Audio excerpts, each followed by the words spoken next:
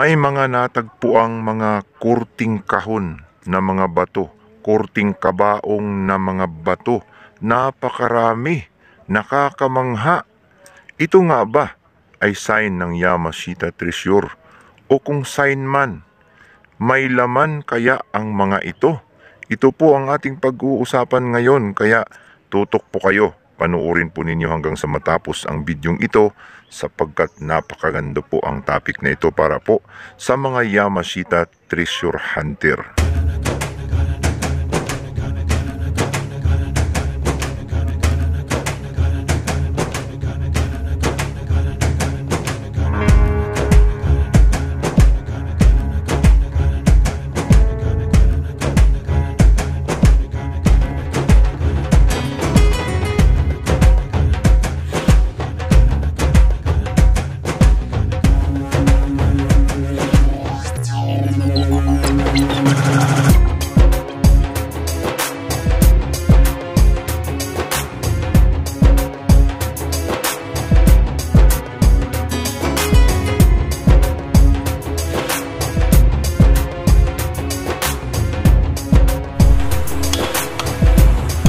Tagilid daw kami bro, tagilid kami.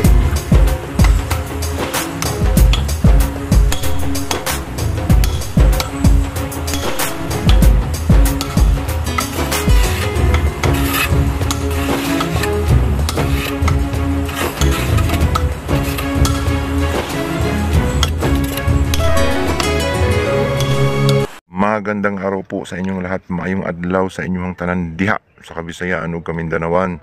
Naimbag na aldaw para kayo amin mga kakabsat tayo na mga Ilocano.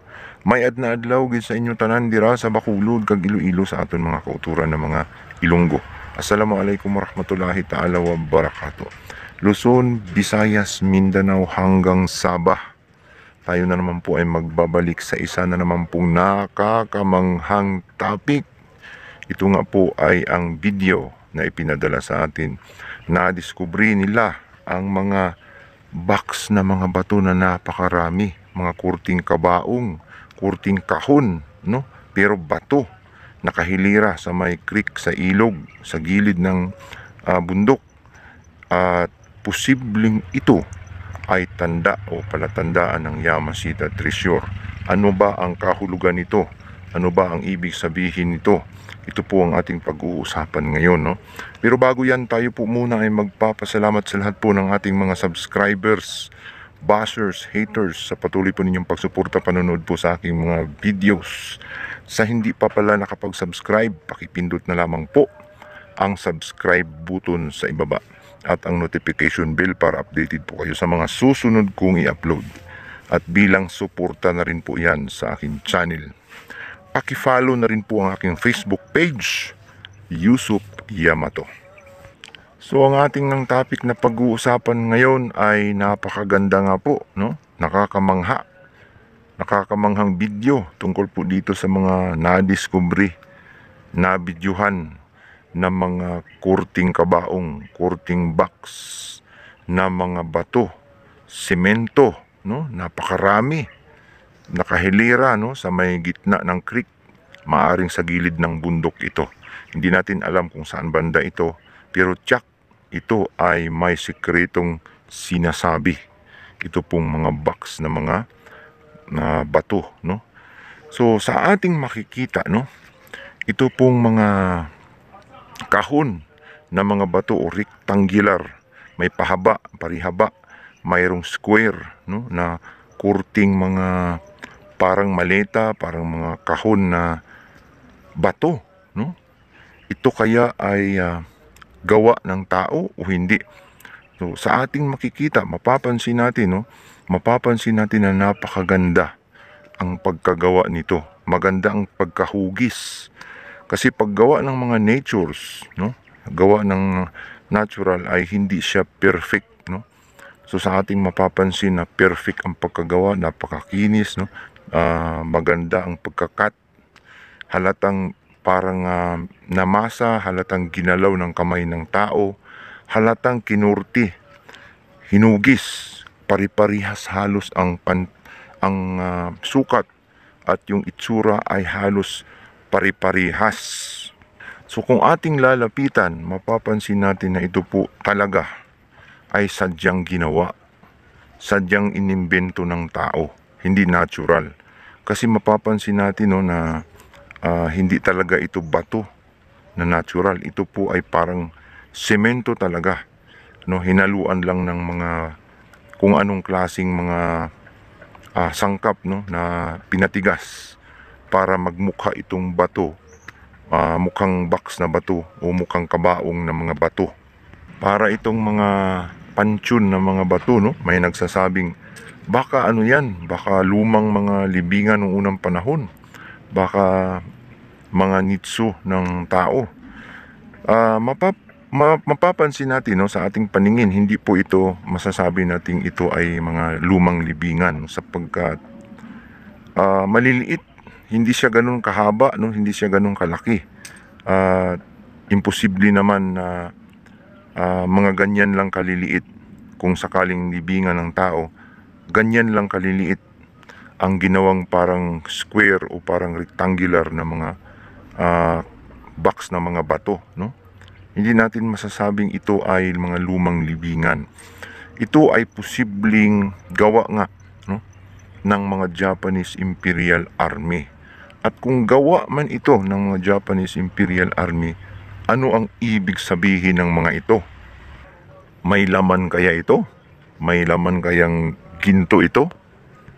Kung suyuri natin, titingnan natin ang mga Yamashita Treasure Code, no? Makikita natin na may mga involved na mga box na sign, no? May mga parihaba na mukhang kahon, no, na sign na kasama sa Yamashita Treasure marker. Box na sign, ang ibig sabihin ay kurting gold bar, no? Mukhang gold bar o sign ito na mayroong gold bar na itinago sa lugar. Mukhang gold bar ang box at ito ay nagsasabing Yamashita Treasure, no? In box, inside the box. At ito ay naglalarawan ng gold bars, no? Kamukha ng gold bars yung mga kahon, yung mga makikita nating concrete box ay kaparihas ng itsura ng mga gold bars.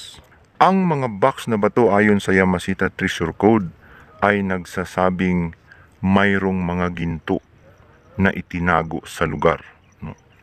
Posibleng ito ay distansya mula po sa mga sign markers sapagkat kapag inilagay po nila dyan sa malapit sa mga sign na yan ay napakadaling makuha o madaling malaman na nariyan ang Yamashita Treasure. Sa makatwid, ito po ay palatandaan ng Yamashita Treasure na mga gold bars, no, na nakalagay sa box, in boxes, no? At posibleng kapag nakakita kayo ng mga box na bato, no, kurting kahon na mga bato dyan na nakahalo na may mga dots sa gitna, tuldok, ito po ay nagsasabing may giveaway, no? May laman. Ang posibleng isa sa mga batong parang kabaong, no? Posibleng may giveaway sa mga bato na parang kabaong kapag ito ay may dot sa gitna at ito ay nakalagay sa loob ng kurting parang kahon na mga bato. So sa dami ng ating makikita ng kurting kahon na parang mga gold bars na itsura ay napakahirap namang hanapin, no? Kung nasaan dyan ang may dot, kasi posibleng nasa ilalim nakatago ang may dot at tutuklapin mo pa ito para makita mo ang sign. So sa dami niyan, kung umabot niya ng ilang libo o ilang daan na kurting box na mga bato, isa lang dyan ang may laman na giveaway na posibleng nasa loob ito ng parang kurting box na bato.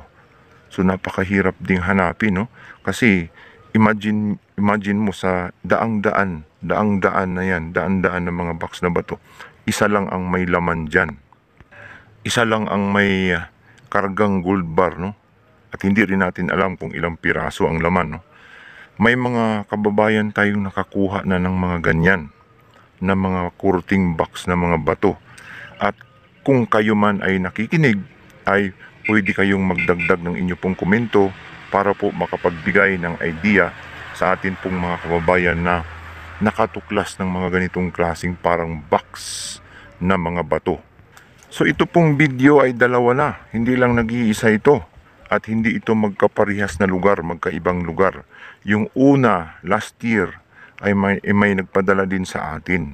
Yun nga po yung binabasag nila ang mga kurting parang kabaong na mga bato, no? At ito ay posibleng sa gilid din ito ng creek o sa gilid ng sapang maliit. At ito rin, bago, ay kakaiba, no? Sobrang dami. Yung isang video kasi ay hindi ganun karami. Ito ay sobrang dami talaga. At sa ating obserbasyon, no?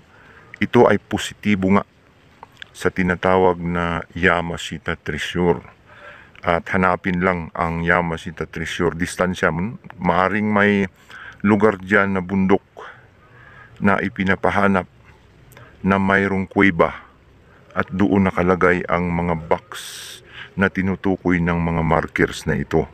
No? Mayroong kuweba na tinago, tinakpan, na kapag nabuksan ito ay naroon yung tinutukoy ng mga courting box na mga bato. Ito po ay mga tanda lamang, mga sign na nakalagay po sa Yamashita Treasure Code. At napaka-positibo po, positive ang lugar po ng area na yan, na kung saan nakita ang mga kahon, mga box, courting pansyon, courting kabaong na mga bato. Gawa po ito ng mga Japanese Imperial Army, no? Kasi halatang ginawa ng mga kamay ng tao. So hanggang dyan na lamang po. Sana po ay nag-enjoy kayo, nag-enjoy tayo sa napakagandang video po na naibahagi sa atin at ibinahagi ko rin sa inyo. At sa lahat po ng mga nais magpadala po ng inyo pong mga videos, ipadala lamang po ito sa atin pong messenger, Yusuf Yamato po. Hanggang dito na lamang. Ito po ang inyong ka-treasure hunter, nagsasabing kapag tayo po ay naghahanap, tiyak na tayo ay makakahanap.